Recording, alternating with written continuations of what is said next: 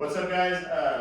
One thing that I think doesn't get the focus it should is if you're working with runners, triathletes, populations that do that, a lot of them do a lot of core work, but they don't do it, and they typically do it in a bipedal stance or bilateral stance.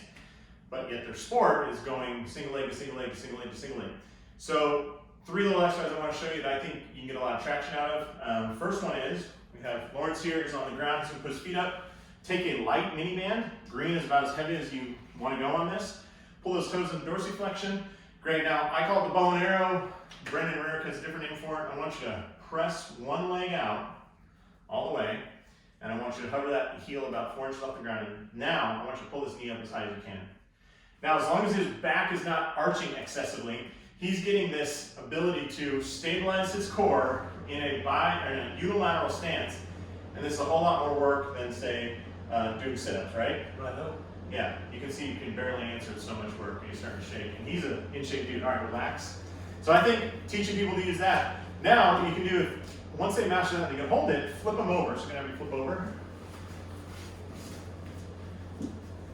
And just go up into a plank. Now, I know a lot of runners do a lot of planks. And I just think a guy like Lawrence here can hold a plank for about 12.5 minutes without sweating. So it's useless. I mean, past the minute. They struggle to get to a minute to do it, but let's put this under this foot. Good. Let's challenge that plank a little bit. So get to like a straight of a line as you can here. And now I just want you to pull this knee up towards your head and slide that thing up there. Did that significantly change how difficult this is? Yes. Okay, good. And slide it back. So encourage them to try that. Now, Lawrence is a bad mofo, so he needs a harder exercise.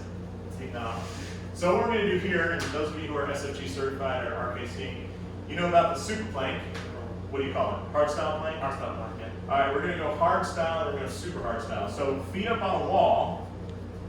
And the great thing about this is if they break here, or they don't maintain pressure, their feet will just come down. Now it looks like their feet are slipping, but really it's a lack of stability here. And you can see he's already starting to sway. Yeah. So we've hit his limit, and that's okay. Now, because Lawrence is a good sport, I need you to try one more thing. Yes, sir. Yeah. So we're going to go one more single leg exercise. This is for those really challenging people who, you ever worked with runners that are like, they just want more, they just want harder, harder, harder. All the time. Yeah, okay. So let's go into that single leg, and we're going to let you fake it here, but here's what we're going to do. We're going to go to plank on the wall. All right. And if you can, pull this left knee towards your head. Now he has to stabilize in that single leg. Go back and see if you can switch. Great, and you can rest. Now, if you're a trainer, this works great because in about 4.5 seconds, you totally smoked them, get your money, send them home. You know? Yeah. All right, so those are 3 options for you when you work with runners.